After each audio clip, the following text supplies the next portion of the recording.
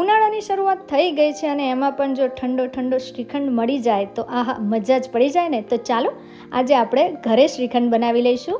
તો અહીંયા સૌથી પહેલાં મેં 1 લીટર દૂધ લીધું હતું, એમાં મેં દહીં જમાવી લીધું છે. અને આ દહીં છે એ ખાટું નથી, એકદમ સરસ એવું મોડું દહીં આવે ને બસ એ જ રીતના દહીં રાખ્યું છે. ખટાશ વધારે આવી જશે ને તો એમાં ખાંડની જરૂર પણ વધારે પડશે અને શ્રીખંડ છે એ થોડો ખટાશવાળો રાખશે. તો અહીંયા આ રીતે પહેલાં તો મેં એક બાઉલ લઈ લીધું છે અને એની અંદર આ રીતે કાણાવાળું કોઈ પણ વાસણ લઈ લેવાનું છે આપણે. હવે એની ઉપર આપણે આ રીતના કોઈ પણ કપડું હોય ને, મેં અહીંયા કોટનનું કપડું લીધું છે. તમારી પાસે જો દહીં ટીંગાડવા માટેનું જે આપણે મસલિન ક્લોથ આવે છે એ હોય ને તો તમે એની અંદર જ દહીં છે એને એડ કરી દેજો. તો અહીંયા સૌથી પહેલાં આપણે જેટલું દહીં હતું એ બધું મેં અહીંયા આ કપડાની અંદર વાસણની અંદર લઈ લીધું છે. આ દહીં છે ને એ જો કેટલું સરસ જામેલું છે અને આમાંથી જે આપણો શ્રીખંડ બનશે ને એ એકદમ એવો મઠ્ઠા જેવો એટલો સરસ બનશે ને કે રિયલીમાં ટેસ્ટ પણ એટલો સરસ આવશે અને વધારે પડતું એમાંથી પાણી પણ નહીં નીકળે. તો બસ કપડું છે એને આપણે આ રીતના ફોલ્ડ કરી લેવાનું છે સરસ રીતે. એમાંથી જો બધું પાણી છે ને એ નીકળી જાય એ રીતના. તો પહેલાં ફોલ્ડ કરી અને થોડું આપણે એને ભેગું કરી લઈશું અને સહેજ એને હાથેથી દબાવી દેવાનું છે જેથી પાણી છે એ બધું નીકળવા માંડે. આમે તમે આખી રાત એને રાખી મૂકશો ને એટલે પાણી તો નીચે નીકળી જ જવાનું છે. તો આ રીતે જો થોડી વાર હું પ્રેસ કરી દીધું એટલે પાણી નીકળી જાય. અને હવે આપણે એની ઉપર કોઈ પણ વજન રાખી દેવાનું છે.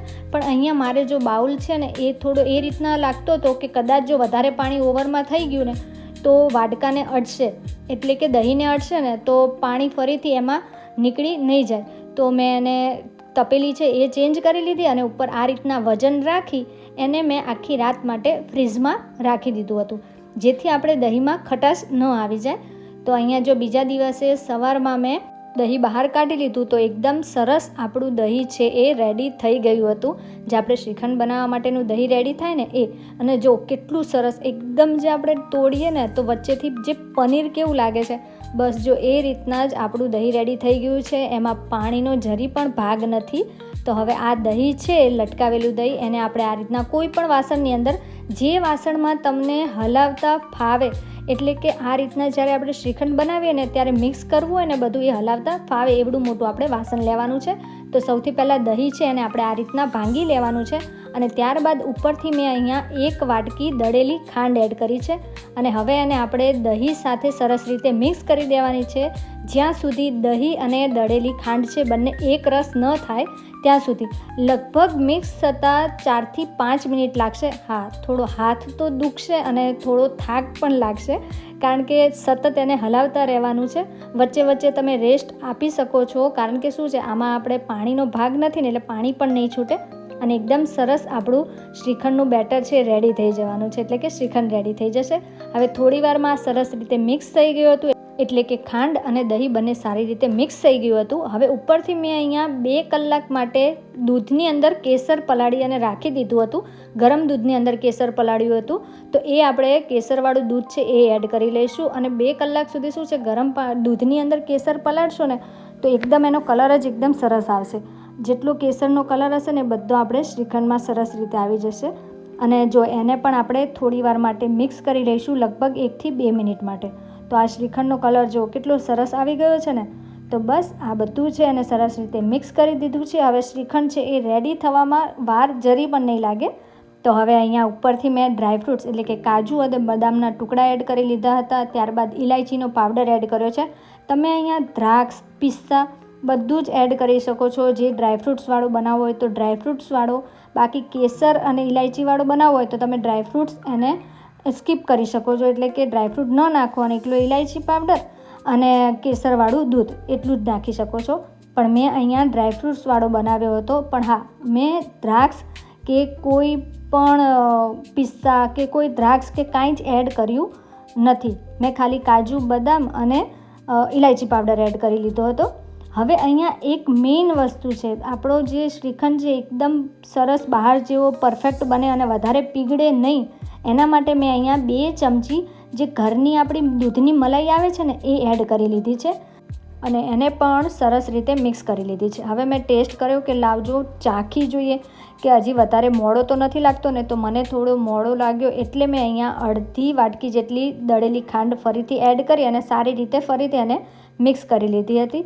તો જો અહીંયા આપણો જે શ્રીખંડ છે એ રેડી થઈ ગયો છે. અને જો આટલું બધું મિક્સ કર્યું ને 6 થી 7 મિનિટ મને લાગી હશે, બાકી 3 થી 4 જ મિનિટમાં આપણો શ્રીખંડ મિક્સ થઈ જાય છે. પણ મેં ફરીથી જે ખાંડ એડ કરીને એના લીધે અહીંયા મારે થોડી વધારે વાર લાગી. પણ જો તો પણ એકદમ પીગળ્યો પણ નથી અને એકદમ કેવો સરસ આપણો શ્રીખંડ રેડી થઈ ગયો છે. તો એમાંથી મેં અહીંયા થોડું પોર્શન લઈ લીધો હતો, એટલે એક બાઉલની અંદર 2 થી 3 વાટકી જેટલો શ્રીખંડ અલગ કરી લીધો હતો. કારણ કે અમારા ઘરમાં 2 ફ્લેવર એટલે કે 2 અલગ અલગ રીતના મેં શ્રીખંડ બનાવ્યા હતા. તો એક તો આપણો ડ્રાયફ્રૂટવાળો અને એક શ્રીખંડની અંદર મેં એડ કરી દીધી છે જેલી અને ચોકો ચિપ્સ. એટલે એકદમ અમેરિકન જે ડ્રાયફ્રૂટ્સવાળો શ્રીખંડ બહાર મળે છે ને, સેમ એ જ રીતના મેં અમેરિકન ડ્રાયફ્રૂટ્સવાળો શ્રીખંડ રેડી કરી લીધો હતો. પણ હા, બહાર મળે છે એમાં હેઝલનટ્સ હોય છે, પિસ્તા હોય છે, દ્રાક્ષ હોય છે, પણ મેં એ એડ કર્યું નથી. તમારે એડ કરવું હોય તો તમે કરી શકો છો. હવે આ બધું જ છે અને સરસ રીતે મિક્સ કરી દીધું છે. તો આપણા જે બંને શ્રીખંડ છે એ રેડી થઈ ગયા છે.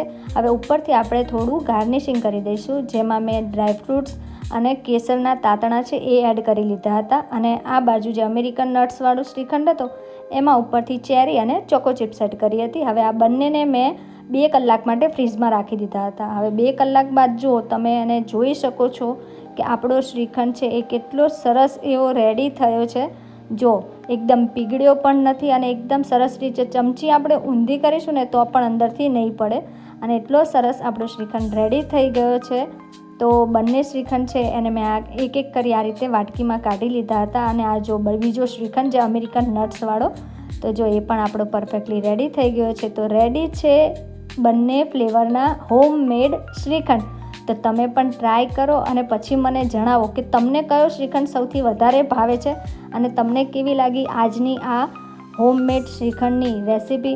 વિડીયો ગમ્યો હોય ને તો લાઈક જરૂરથી કરજો.